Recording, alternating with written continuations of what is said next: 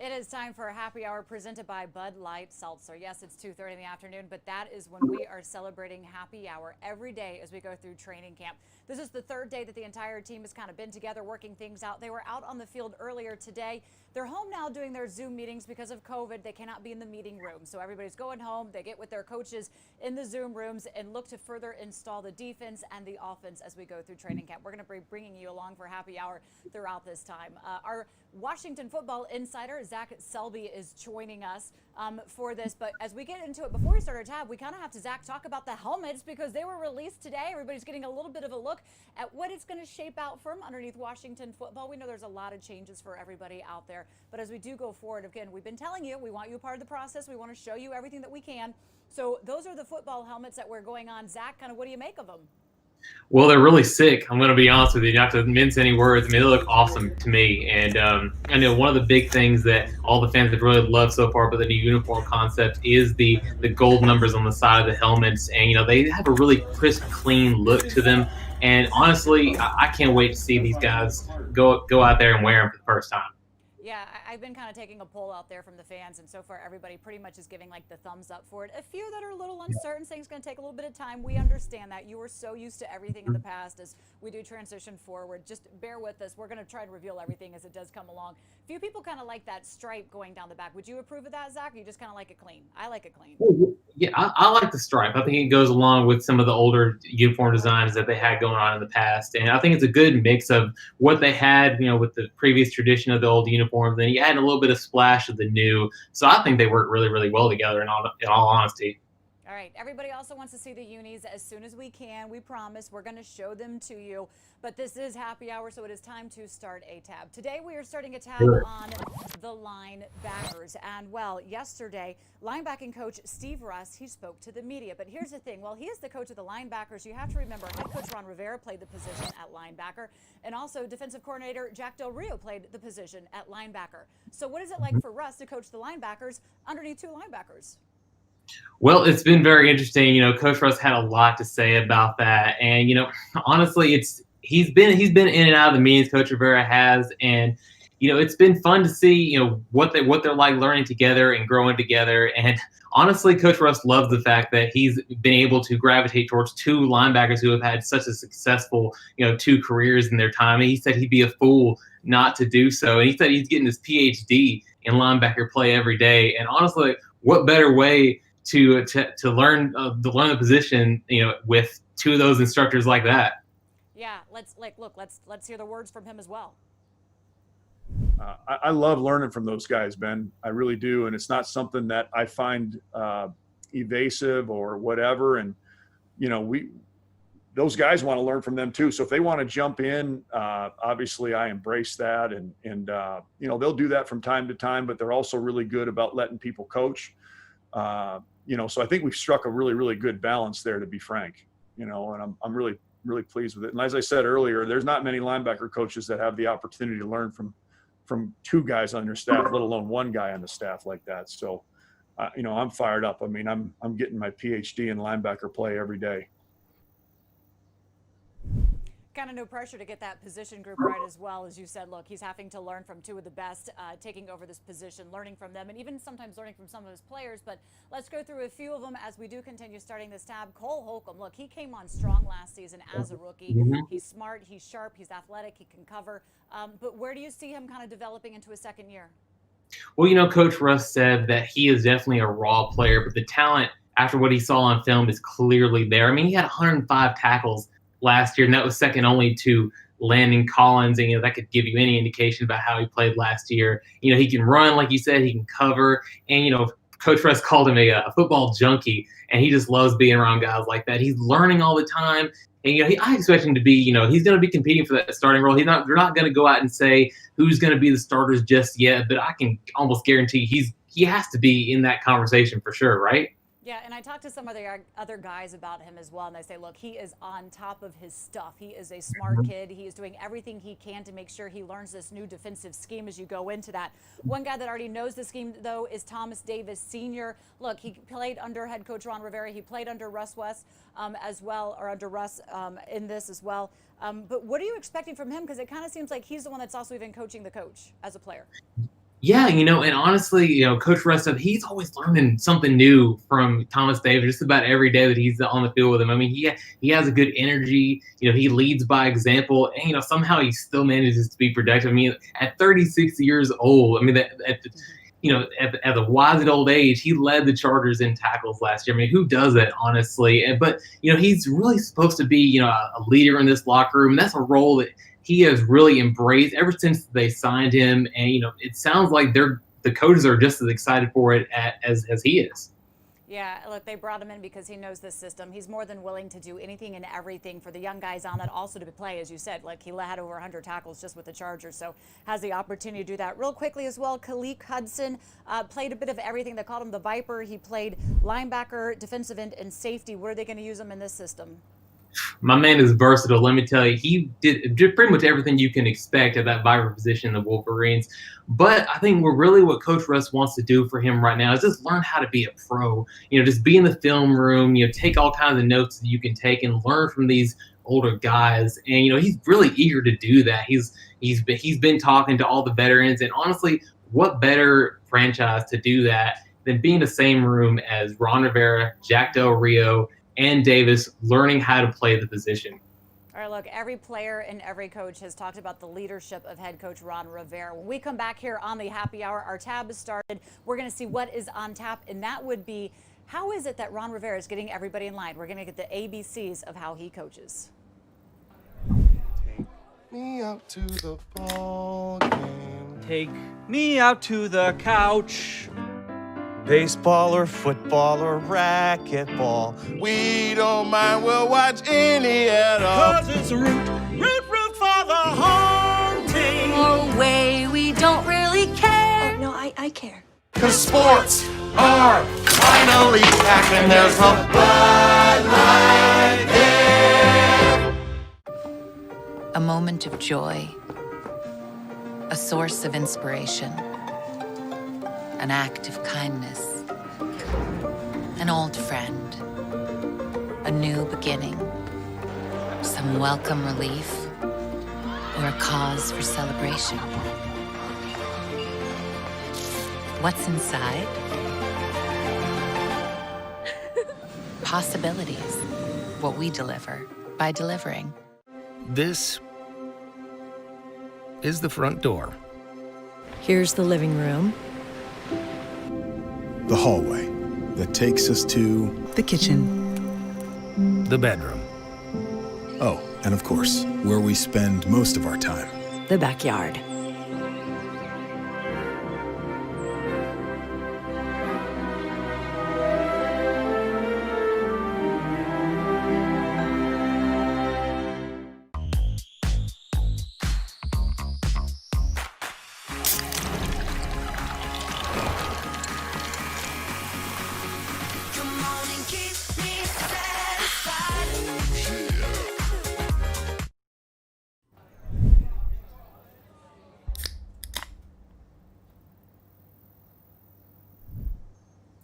It is the virtual happy hour presented by Bud Light Seltzer. Our Washington football insider, Zach Selby, is joining us for this one as well because, look, nobody should have a happy hour alone. I certainly don't want to. Glad to have Zach along for that. Zach, we're talking about the leadership and the way that head coach Ron Rivera is coming in and taking over this team. We're going to go through the ABCs of him as we look at what's on tap. So let's start right there with the A's. What does that stand for?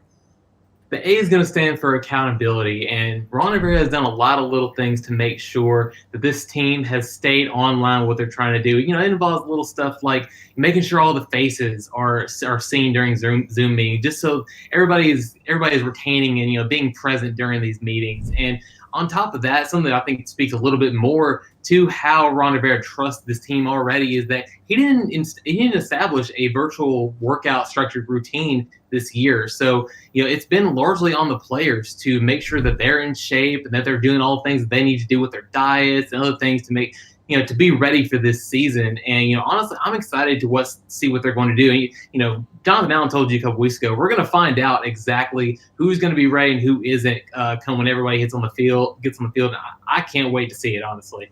You know, the thing I notice about him with accountability is he does not mix his message. You know clearly what he wants from you, what he expects from you. And every time we're going through all these Zoom interviews with different players and with different coaches on his staff, they're all saying the exact same things, which lets you know in the building there is no room for confusion on what you want. I think that's part of the accountability. And as far as the Zooms, you know, ideally they would be in meeting rooms and they can go around and see each other. And he said this is a really challenge of trying to get to know his team and his staff, being a new coach coming in.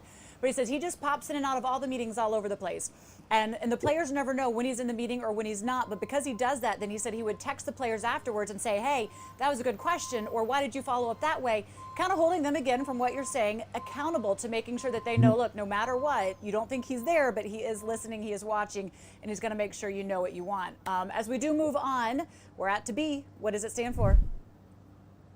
All right, B is going to be for be on time. It's really a simple concept, but it carries a lot of weight. And, you know, on the business side of things, we got a pretty good introduction of that when Ron Rivera calls off our mandatory meeting in January. And he called us all together and he gave us a quote basically said, if you feel like you're wasting time, that means you think your time is more valuable than other people around you. And, you know, he's not about that. He's trying to make everyone feel like their time is valued as much as his. And he's done a lot to make us feel valued, just on not on the football side, but also on the business side as well. You know, he's been in every single one of these town hall meetings that he established.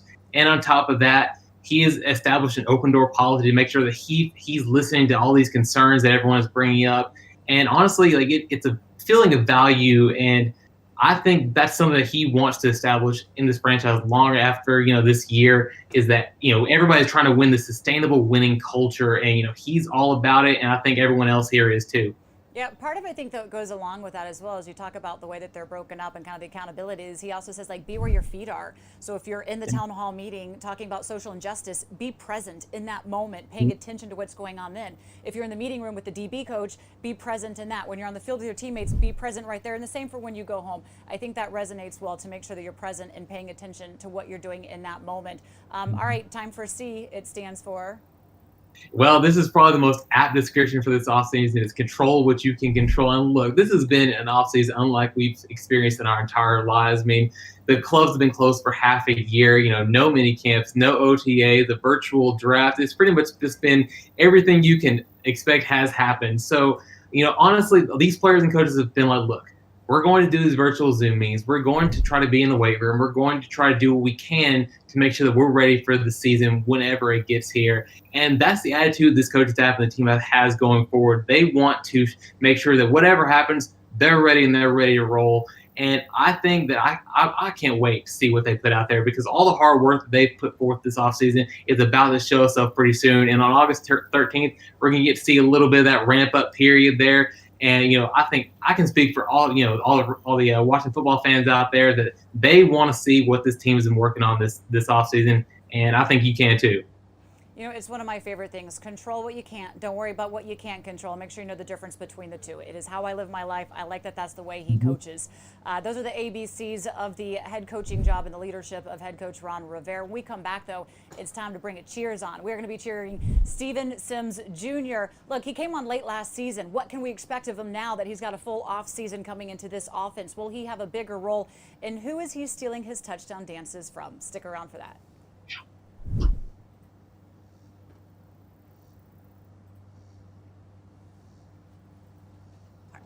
The natural light is amazing. Hardwood floors. There is a bit of a clogging problem.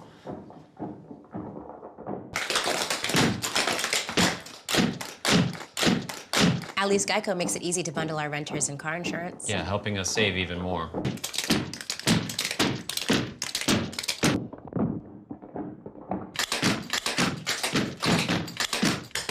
For bundling made easy, go to geico.com. Take me out to the ball game. Take me out to the couch. Baseball or football or racquetball, we don't mind, we'll watch any at all. 'Cause it's root for the home team. Oh, way, we don't really care. Oh, no, I care. 'Cause sports are finally back and there's a Bud Light there.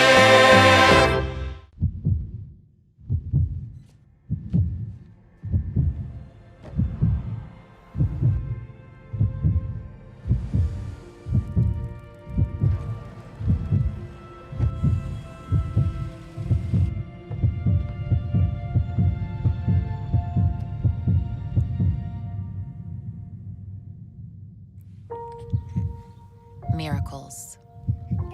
What we deliver by delivering.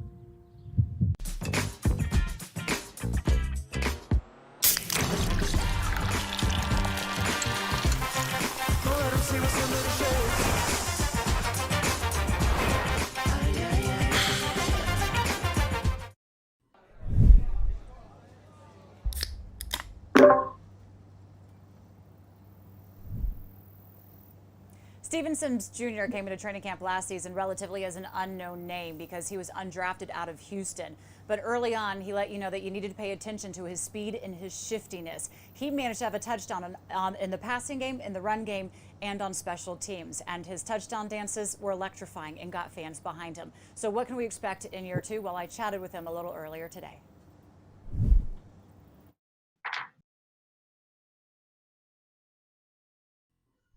Junior joining us now. Hey, I got to ask you, finally, we got to see you guys out on the field together. I mean, what's it like getting back with everybody at one place?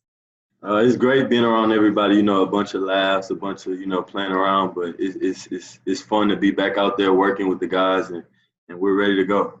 I mean, such a weird off season. You guys go from being able to the end of the season to not seeing each other until now, minus a few little extra workouts. But I mean, how have you kind of managed that with all of the Zooms and kind of just being disconnected a little bit from your teammates? I mean, we pretty much, we kind of talk throughout the meetings with each other. Sometimes we'll go on break and then we'll get to, just guys will get to talking, joking around, clowning on each other, things like that, because we can't really be around each other, or we haven't been able to be around each other. But that's pretty much how we've, kept our group molded together. Dwayne, he called us once we got back in town. We ran a little routes with Dwayne. Some of the receivers we got together ran with the new guys, the younger guys that just came in. So I feel like that's how we molded well together, and we're ready to go. Yeah, we saw that picture of you working with Haskins along with Harmon. I mean, gosh, it's sad to see him kind of go down. I know he was really working hard and anticipated. The guys were wanting him to be a big part of the offense going forward. And obviously Terry McLaurin as well. Kind of what did you get from those sessions of working with Haskins compared to kind of what you had with him last season, just getting those extra reps? It was more, I feel it was more, we're going over plays. We're calling out the plays with the new system. We're calling out the plays, calling out the routes, things like that. Just kind of getting back into the football motion without being with, the coaches and things like that. And we handled it pretty well. We were having fun, and it was tough to see Kelvin go down, but we're gonna pick him up. We uplift him. I talk to him all the time. I'll shoot him a text, how you doing and stuff. So we just gonna have to ball for him. That's what he tells us. He just say, ball for me.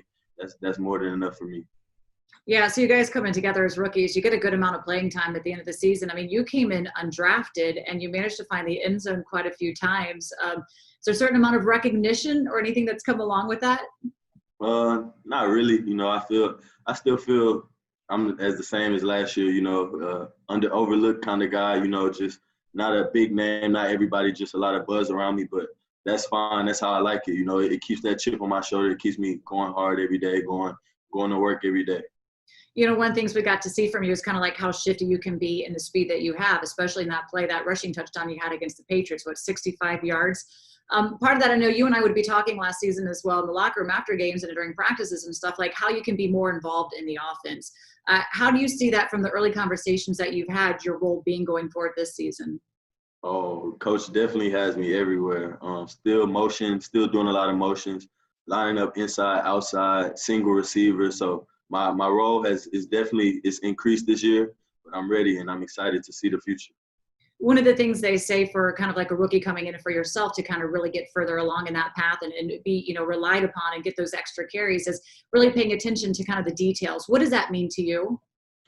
Just knowing where to line up based off the ball. If it's left hash, right hash, just knowing where to line up. If I'm in the alley, I'm +2 outside the numbers, or I'm on an edge of the numbers, +2 outside the numbers, just things like that. The minor details that will get me open.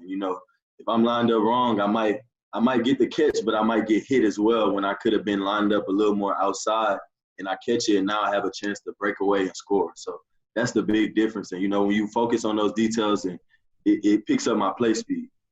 And one of the things we saw also last season as well, like you're kind of learning, it's like you're so anxious to kind of prove yourself, is just kind of knowing maybe when you've got enough and when to kind of fight for those extra yards. What would you say is one of the biggest lessons that you've learned from last season that you think is going to help you now? Just slowing down, just not trying to rush for the big play or, not trying to press for the big play. I remember last year, the second time we played the Eagles, I made a cut that I was trying to make the big play, but all I needed was the first down and we'd possibly win the game. So, that's one that haunted me all season. And I've been conscious of that, and I'm trying to apply that this year in my game this year. Where's your comfort level heading into this year compared to last? I feel I'm very comfortable out there. The guys, I feel like last year I kind of was just on the outer loop, like not like guys were not worried about me or whatever, but, I just feel like I was kind of just finding my role on the team, guys accepting me, guys respecting my game. And I feel like this year, I feel like I already have their respect. So now I just got to show them that I'm still that same guy and I have more in me than what they see. Going into training camp, I remember talking with Adrian Peterson, and he said, you got to look out for Steven Sims Jr. And at that time, again, undrafted out of Houston, not many people had you on the radar, but myself and Brian Mitchell were like, okay, we're going to pay attention to what he's doing. Sure enough, Adrian was onto something. But there's a lot of youth in that wide receiver room when it comes to kind of asking advice or kind of like maybe going over film or find ways to take your game to the next level. Who is it that you go to for that? Me and Terry, pretty much Terry, we text each other, anything we have, Terry, Cam, Trey, whoever, if I feel he's doing it well and I'm not doing something well, it doesn't matter. It could be the new guys, the undrafted free agents that just came in, Isaiah and JJ. If they're doing it well, I ask them, like, how you do that? Just stealing from everybody's game and molding it into my game. I feel like that's what I do. It also comes to touchdown dances. We know you've had quite a few out there. They're a lot of fun to watch. Are those things that you kind of like build on during off the season as well? Are we going to see some new moves? Yeah, I definitely got a couple. I stole some dances from Crow last year. Dominic Rogers-Cromartie, he had a lot of dances, so he taught me a whole lot. So I'm gonna just steal a couple of his and just get a fan something to see. Give y'all guys some excitement when we get in the end zone. Everybody's clamoring for that. They're so anxious to see how this offense comes together. Again, you got a lot of playing time as a rookie, and that's not typical. So there's a higher expectations this year. Do you feel that weight a little bit as well? No, my coach in college, he kind of told me we had a saying, it was called "What's pressure?" Like we don't believe in pressure. There's no such thing. Just go do what you do. Don't worry about nothing else. If I know my assignment and I know what I have to do, I know my abilities to take care of the rest. All right, so look, we're having to do all this with the COVID parameters and making sure that we're safe. I know you're from Houston. It's been kind of a bit of a hotbed during COVID. Is everybody in your family safe and good? Yes, everybody is well. I think maybe one family member had COVID in Louisiana, but they're doing better now. They're doing okay. We pretty much stay safe for the most part. All right, thanks. We appreciate your time. We've got all these beepers, so if we get too close to you, it's going to sound off and we have to go away. But since all of our meetings are through Zoom, we're good. We appreciate you taking time after practice. Looking forward to see what you're going to be bringing this season. Thank you so much. I appreciate you guys. Zach, and talking with him, definitely compared to last season at this season, you can tell that he's much more comfortable with who he is, what he brings to the table, and just in talking, interacting, and kind of seeing with his teammates. What did you kind of pull from what he had to say today? I mean, yeah, just reiterate a little bit of what you said. I mean, man, the man sounds just so mature and poised compared to last year. It seems like he has a lot more purpose and determination and drive and goals of what he wants to do. He seems like he knows pretty clear what he wants to accomplish. And, last year as a slot receiver, he was incredibly productive. I mean, get this, 192 of his 310 receiving yards were gotten out of the slot. And, not to say, he did everything else on top of that, but the slot is clearly where he made his bread and butter. And on top of that, he's a valuable return guy. I mean, we all saw what he did against the Detroit Lions, turning a fumble into a 91-yard kickoff return. So, if we can build on that, and he seems like he's already done that with the work he's done with Dwayne Haskins and Terry McLaurin this offseason. It seems like he has some goals about what he wants to do, and he is driven to have an impact year in year two for him. Yeah, you saw him in special teams with that return. Like, he made a lot of guys miss and was able to just really, run one back. And it was really exciting because they haven't really had that dynamic player in special teams, and you're hoping he can build upon that. And look, if he is predominantly a slot receiver, and that's where he was put last season and kind of maybe where he'll find his bread and butter in the offense this season as well, although he does say, look, everything falls in line with what Rivera wants and what Scott Turner wants. That means he's got to be versatile. He's got to be able to play more than just one. So he's got to be able to find ways to get on that field outside of just the slot. But special teams is definitely where he can contribute as well. I like to see the growth. Again, I talked with him a lot last season. He just kept saying, like, I want more, I want more. They only put him in like those jet sweep packages, and he really said, I want to be able to have that opportunity to grow in that. We'll see that opportunity. I mean, he's going to get those chances to do more. Yeah, he definitely is. And he already showed a little bit of that last year. I mean, he turned, a regular jet sweep into a 65-yard touchdown return against the New England Patriots. And, a role that I see him doing is similar to one that Curtis Samuel had with the Carolina Panthers last year. Now, Samuel had 130 yards as a rusher, as a slot receiver. And, Sims didn't have that much, but I can expect, with Scott Turner pretty much putting him wherever, the Turner wants to put him on the field, that, you can expect that those rushing gaps to get a little bit of an uptick once this offense really starts to get rolling. I just love the fact that, again, he came in undrafted and he is making a name for himself by earning it and putting in the work, paying attention to those details. I know it's something coaches asked of him last season. Pay attention to the details and you'll be able to get that extra playing time. So we'll see. I mean, in camp, you never know who's going to step up. Maybe there's some good, bright names that are going to follow in his footsteps as we go through this training camp, and players that we're going to have to pay attention to on how they're going to have an impact. And the best thing about that interview is he gave credit where credit was due for stealing the dance moves from camaraderie last year. So that was kind of cool to be able to see that he was getting that. All right, Zach, when we come back, we're going to wrap it up. Zach's going to tell us who is not getting enough love on the defensive line as we head into training camp. Is the front door. Here's the living room. The hallway that takes us to The kitchen. The bedroom. Oh, and of course, where we spend most of our time. The backyard.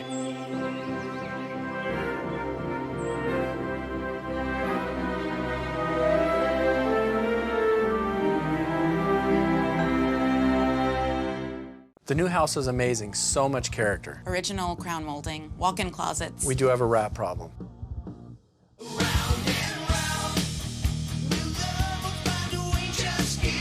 At least Geico makes bundling our home and car insurance easy. It does help us save.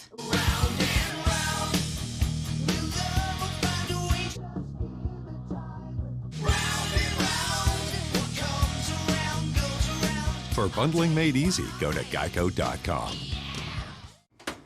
Take me out to the ball game. Take me out to the couch. Baseball or football or racquetball. We don't mind, we'll watch any at all. 'Cause it's root for the home team. Oh, wait, we don't really care. Oh, no, I care. 'Cause sports are finally back and there's a Bud Light there.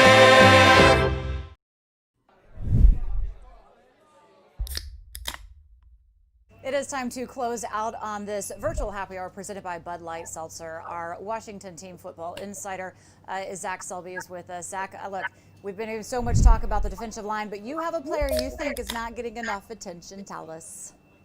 Yep. So I am looking at the defensive line, and I hear everybody say, Montez Sweat is going to have a good year. Chase Young is going to have a good year. Ryan Kerrigan is going to have a good year. But keep an eye on my man, Deron Payne. Check this out, okay? In the past 2 years, Deron Payne has had 5 batted down passes as a nose guard. That is more than Jonathan Allen, Matt Ioannidis, and Montez Sweat combined over the past 2 years. I mean, and he has 7 sacks. So his pass coverage is almost as good as his pass rushing. Now, look, I'm not saying that Chris Harris needs to go out there and give him a look at corner or anything, but the man is clearly doing something right here. And, I can't wait to see what he does. I think he's going to have a standout, fantastic year in this 4-3 scheme. So here's to you, Deron Payne. Go out there and prove it, man. You want to put him at corner? Look, we're talking about they have to play multiple positions, but if I see Deron out there playing corner, I'm going to scratch my head and be like, what are you doing? But you know what? Hey, try to confuse him. Whatever you can do, get him out there, be a playmaker. He has the knack for doing that. All right, Zach, thanks for joining us today on our virtual happy hour presented by Bud Light Seltzer. Cheers to that. We've had a good show. We're going to be back here again tomorrow at 2:30. Again, conditioning goes on at 9 a.m. We will be here for training camp live for that as well. Santana Moss joins me 10 o'clock in the morning. The guys go through a walkthrough, and then the afternoons they're home doing their Zoom meetings as they install the offense and defense underneath head coach Ron Rivera. Stay with us. Thanks for joining us in happy hour. We'll be back tomorrow.